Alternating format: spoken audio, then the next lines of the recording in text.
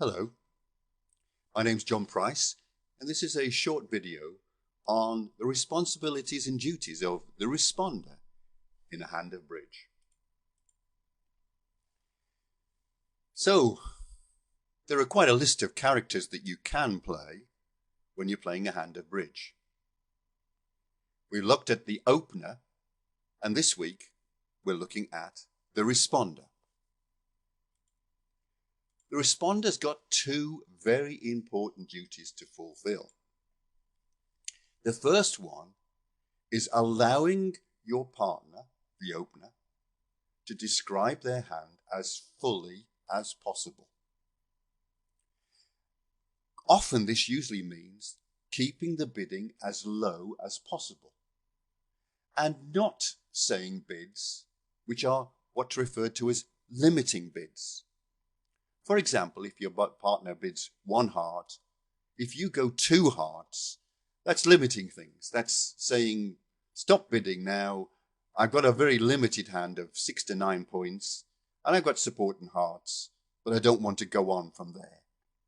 That really cuts out the bidding and stops the partner from making that important second bid to describe their hand. A similar limiting bid is 1 no trump. Your partner goes 1 diamond, and then you bid 1 no trump. You're saying, partner, I couldn't bid anything else than 1 no trump. I couldn't bid a heart or a spade. I've only got 6 to 9 points. It really makes things difficult for your partner. Sometimes you'll have to bid that, but try not to. The second important job you've got, and this really is important, is you are the one that's going to be making the decision on the final contract. Now, if you're sitting there with 6 points in your hand, you've responded as it's your duty, but you're thinking, yeah, but do I decide on the contract? You are the one that's got most of the information, so bite the bullet and make that decision. Let's look at an example here. Oh dear, what a dreadful hand. Yeah, it's 5 high card points. I don't think you're going to be saying much with this hand here. Your partner's opened 1 club. What can you do here? You've got nothing. In fact, it's so bad, I would evaluate that as only 4 points because you've got the dreaded 4-3-3-3 shape. So your response is to pass. You might be thinking, what would I do if my partner bid 1 heart? Well, there you go. I have done. What are you going to do now? Is your hand any better?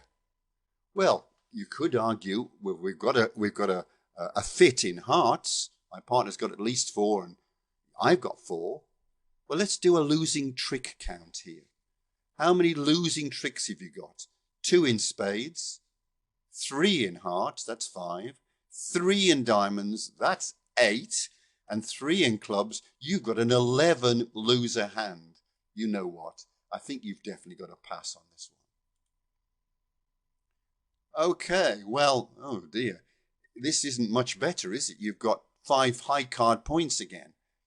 Mind you have got a singleton. Might that be useful? Let's see how the bidding goes. Your partner has bid 1 club. Now all of a sudden you have got a fit in clubs. Therefore, you can give extra points for that 10 of hearts singleton. You can give yourself an extra 3 points. So instead of having 5 points, you've got an 8-point hand, and you must, in fact, respond. So, what's your duty as a responder? It's to allow your partner to make a good second bid. You might be tempted to go 2 clubs. Don't go that. That's a limiting bid. It's saying, partner, I've got a very weak hand and I've got some clubs, but don't keep on bidding. We want to allow our partner to tell us about their hand, and then we'll make the decision about the final contract. So we've got to make a bid that allows them to move on. And I think the best choice here is 1 diamond.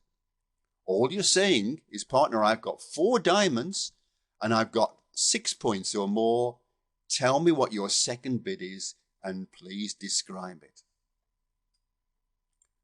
What if your partner opened 1 diamond?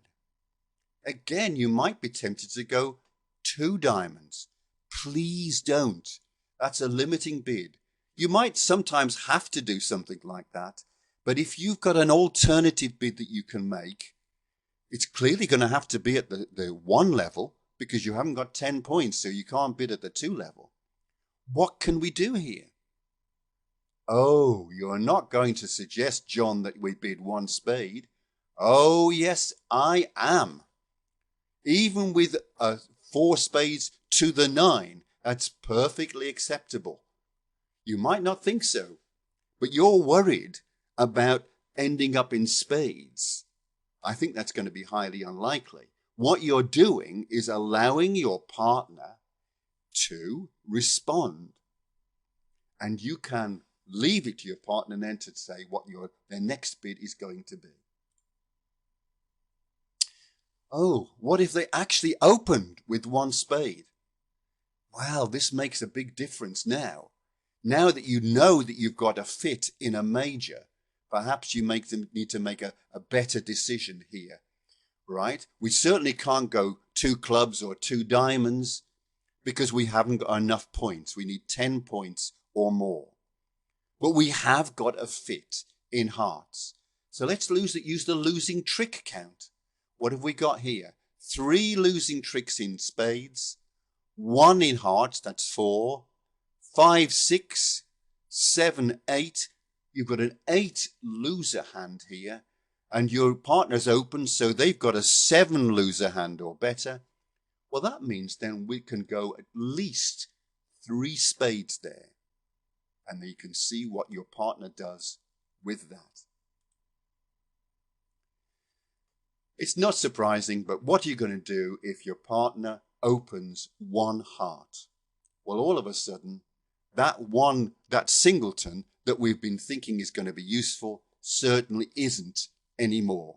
You're back down to being a 5-point hand, which is not enough to respond.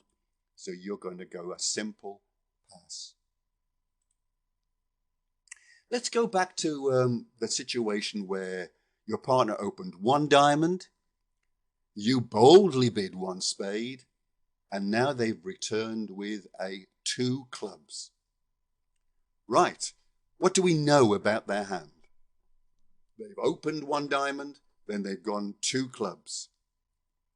So we know that they've got 4 clubs at least, and we know that they've got 5 diamonds at least. And they've got 12 to 14 points.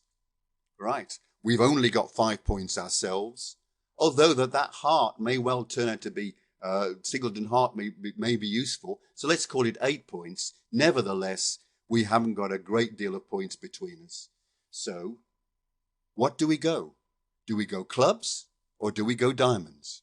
Well, we've got more diamonds than clubs, so I think a bid of 2 diamonds is a final decision from you. You've decided on the contract.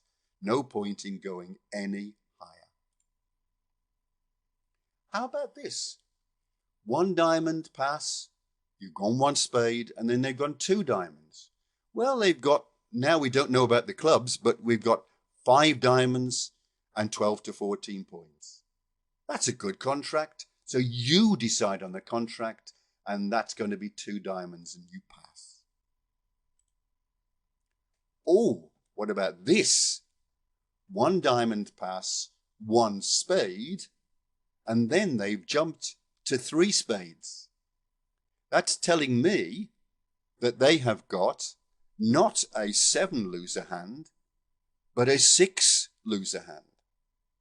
And they're inviting us to go 4 spades. Should we do that? Well, when we've counted before, we had an 8 loser hand. They went 3 spades on the assumption that we've just opened a 9 loser hand. And actually, we're better than that. So because we are a little bit better, we can now afford to move on to 4 spades. You've decided on the contract, and that's your job. Okay, that's it really. Remember, the jobs of the responder: keep the bidding low, and that usually means try to avoid making bids which are limit bids, and not being frightened of bidding a 4-card suit to the 9 or even the 8 or even less than that. And then you are the one going to have to make the responsibility about the final contract. Don't shirk that responsibility. I hope you found this useful. Thank you for listening.